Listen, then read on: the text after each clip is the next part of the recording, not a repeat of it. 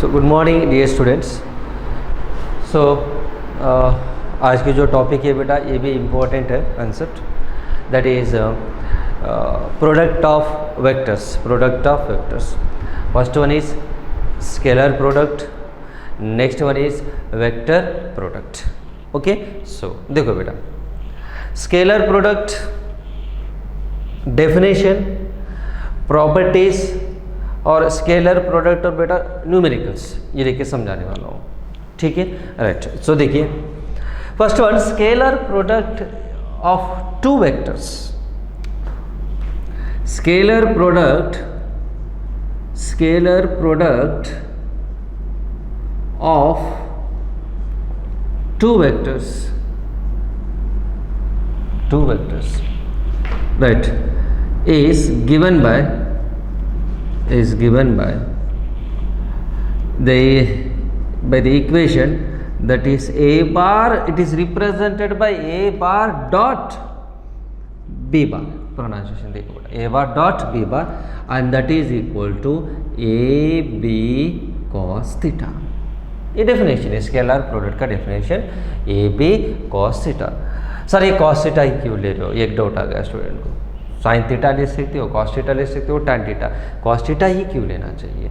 So actually इसका देखो बेटा, main definition, the fundamental definition of this scalar product is, ये एक वेक्टर है ए बार, ये थीटा क्या है बेटा, थीटा क्या है, angle between a bar and b bar. याद रखिए, theta value angle between a bar and b bar. A bar vector है और ये वेक्टर बी बार, समझ लीजिए। ये दो वेक्टर के बीच में जो एंगल है ये क्या रिप्रेजेंट कर रहा है, ये that is what, theta, angle between a bar and b bar. अब बेटा यहाँ actually definition scalar product a bar dot B bar equal to magnitude of any one of the vector. देखो मैं लिख रहा हूँ, मैग्नीट्यूड ऑफ ए वेक्टर, कौन C vector ले लीजिए, into component of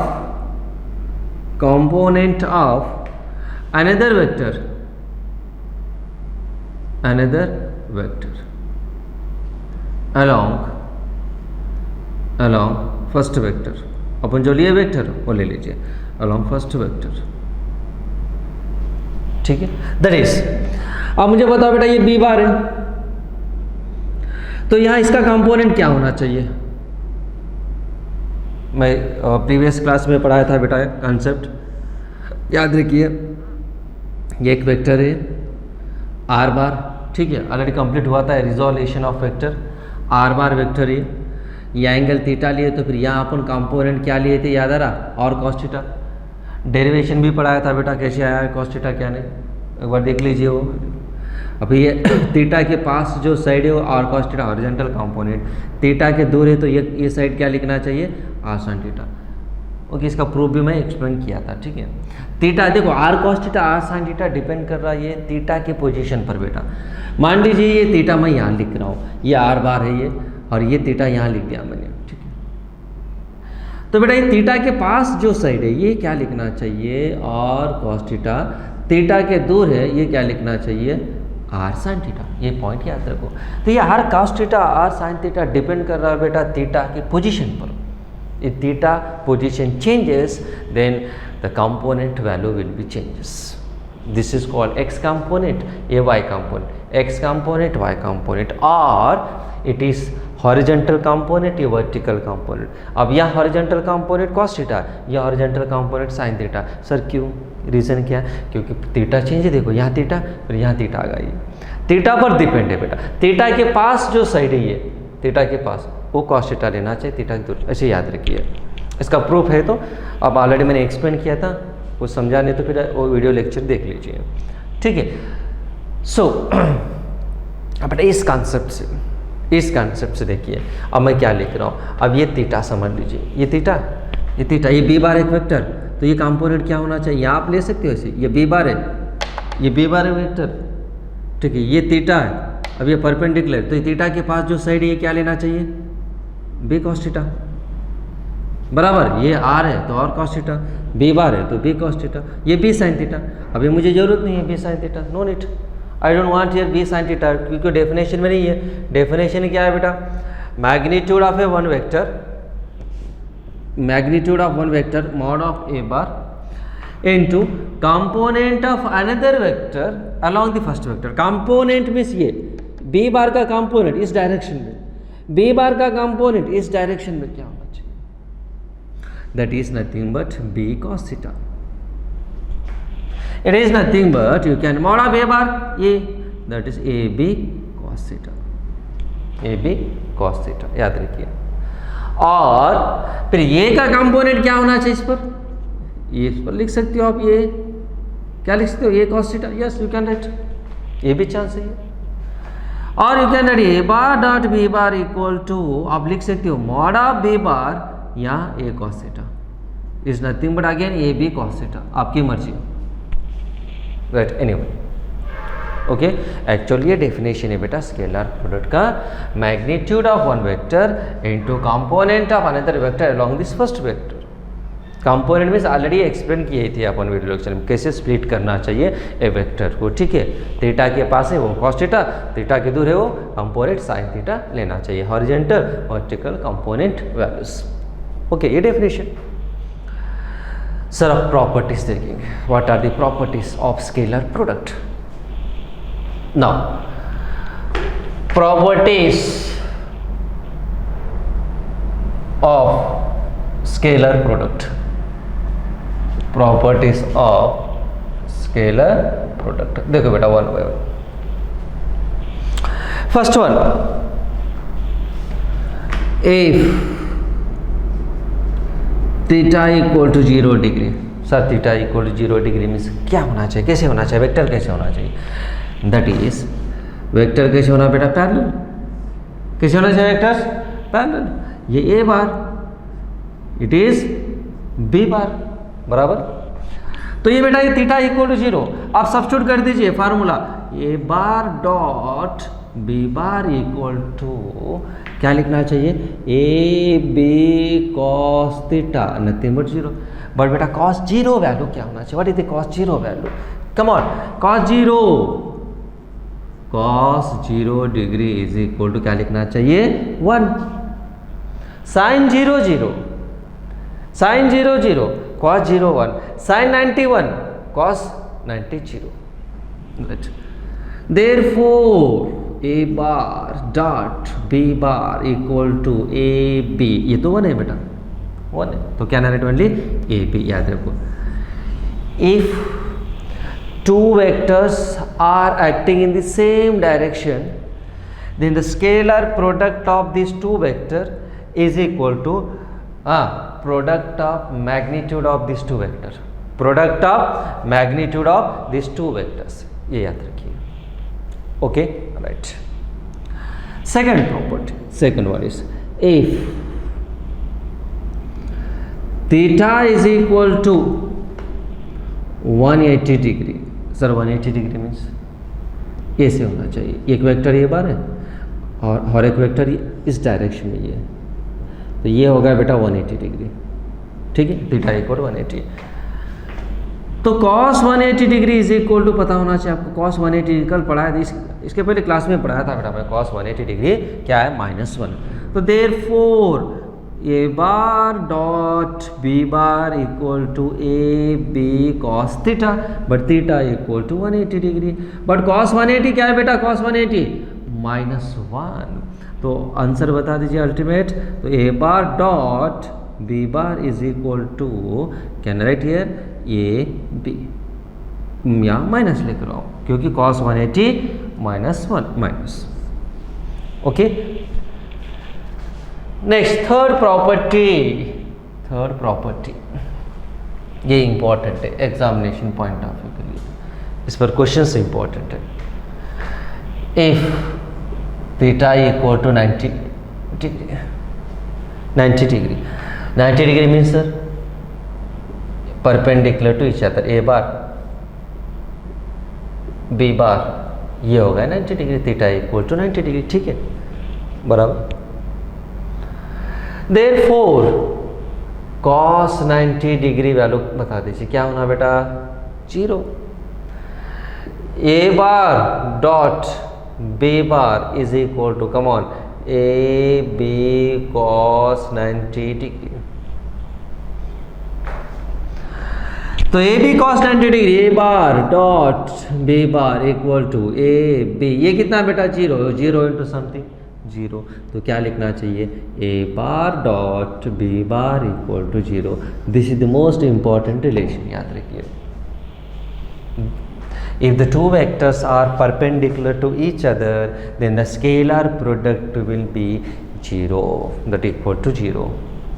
Suppose C bar is perpendicular to D bar, तो can I right here, मैं ऐसे लिख सकता हूँ, C bar dot D bar is equal to 0, लिख सकता हूँ सिंपल, क्योंकि cos 90 degree is equal to 0। तो क्या लिखना चाहिए, A bar dot B bar equal 0। Perpendicular है तो बेटा याद रखो, दो वेक्टर परपेंडिकुलर है यहाँ, तो स्केलर प्रोडक्ट क्या होना चाहिए, 0 होना चाहिए। रिमेंबर दिस पॉइंट, ये पॉइंट याद रखिए। क्लियर, समझा ना, राइट। तो ये इंपॉर्टेंट है बेटा रिलेशन, ये इंपॉर्टेंट है, ये थोड़ा कॉन्सेंट्रेट कीजिए, फिर मैं न्यूमेरिकल लेके समझाने वाला हूँ, ठीक है। नेक्स्ट फोर्थ वन ऑलरेडी आपको पता है, ये x axis, y axis, z axis, ठीक है, x y z axis. So बेटा ये एक्स एक्सिस की direction, along the x axis the unit vector is what here, I cap. Along the y axis the unit vector is j cap. Along the z axis the unit vector is what, k cap. You know this, ठीक है। और बेटा ये तीनों क्या है, orthogonal vectors है, perpendicular to each other. These three vectors are mutually perpendicular to each other. That is nothing but orthogonal vectors. तो बेटा यहाँ मुझे बता दीजिए, I cap dot I cap equal to क्या होना चाहिए, क्या होना चाहिए, I cap dot I cap equal to क्या होना चाहिए, सेम डायरेक्शन, ये सेम डायरेक्शन। बट याद रखो, magnitude of I cap is equal to magnitude of J cap equal to magnitude of K cap equal to 1, क्योंकि unit vector है, unit vector के magnitude 1 होना चाहिए। सर बेटा ये आई cap dot I cap is equal to, मुझे बताओ answer क्या होना चाहिए, एक्सपेक्ट कीजिए आंसर क्या होना चाहिए। ये देखिए, A bar dot B bar equal to formula A B mod of A bar, क्या होना बेटा, क्या होना, mod of B bar cos theta, ये फार्मूला। तो कम ऑन, अब ये क्या लिखना चाहिए, mod of I cap, mod of, दोनों same direction, I cap I cap में से वही डायरेक्शन है, सेम डायरेक्शन में क्या लिखना चाहिए, कॉस 0, कॉस 0। तो कितना बेटा ये आई कैप डॉट आई कैप, ये 1 इंटू 1 कॉस 0 1, तो आंसर इज 1 बस, रिमेंबर। तो therefore i cap dot I cap is equal to j cap dot J cap equal to k cap dot के कैप इज इक्वल टू 1, ये याद रखिए conclusion. Okay, right, that is nothing but k cap dot के cap is equal to 1, remember, बराबर।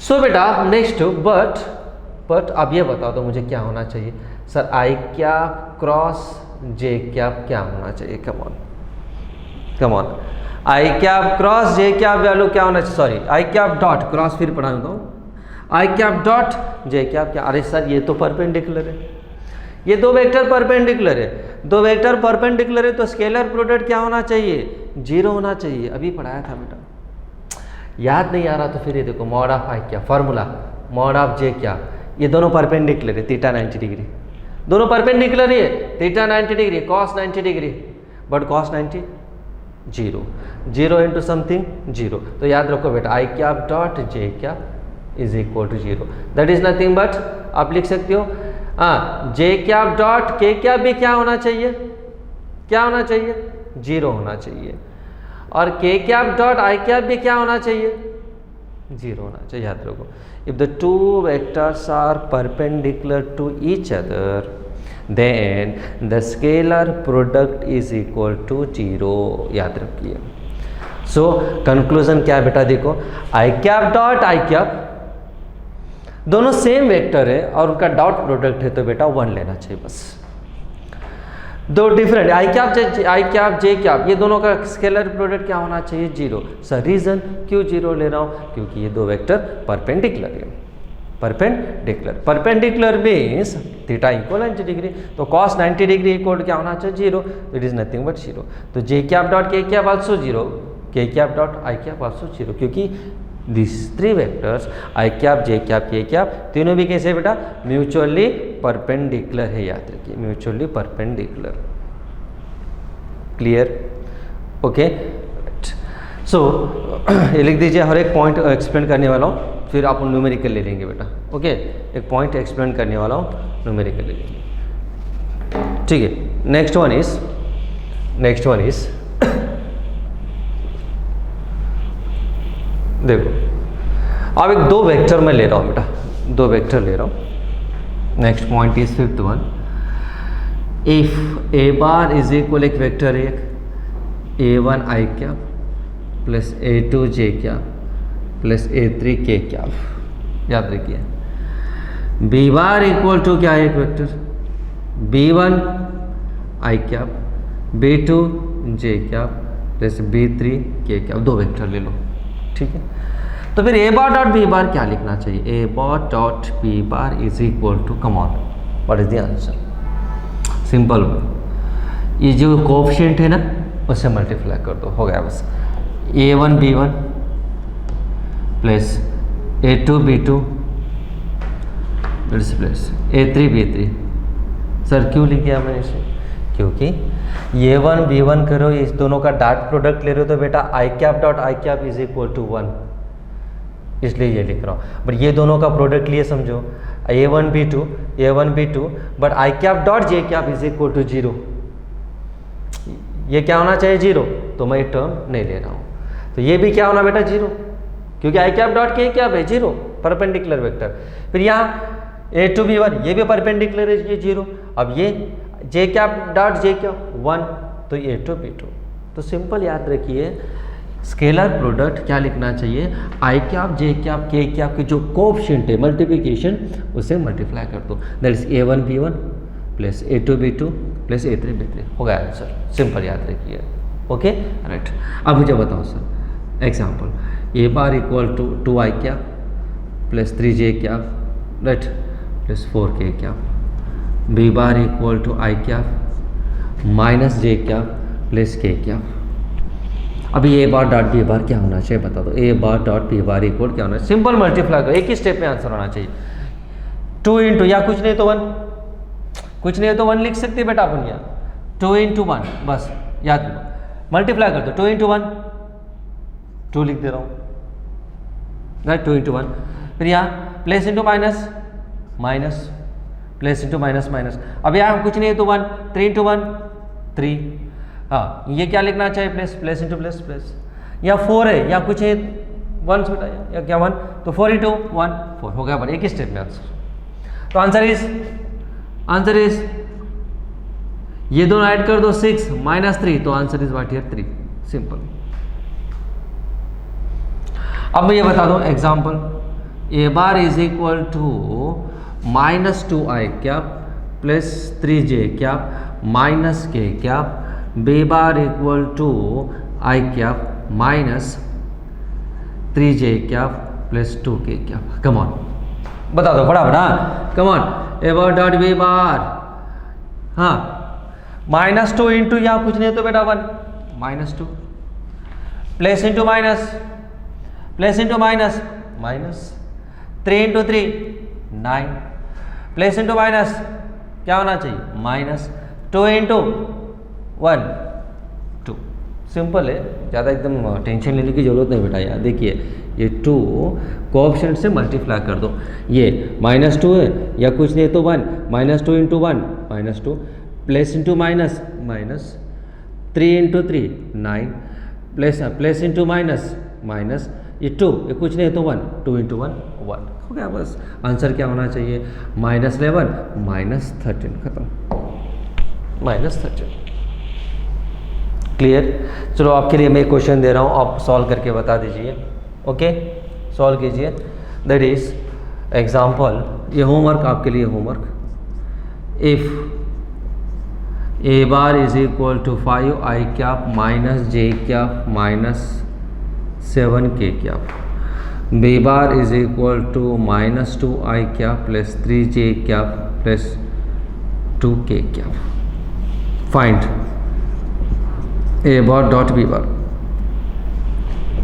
और एक question, a bar is equal to I cap minus j cap plus k cap, B bar is equal to 2 I cap plus j cap minus 5 k cap. Find a bar dot B bar is equal to how much. ये calculate करना है आपको. Okay, solve कर दीजिए. Right. Okay, फिर इसके और questions बेटा फिर नेक्स्ट क्लास में मैं लेने वाला हूँ. Okay, right. हो गया ना 15-20 मिनट. सारा ये बात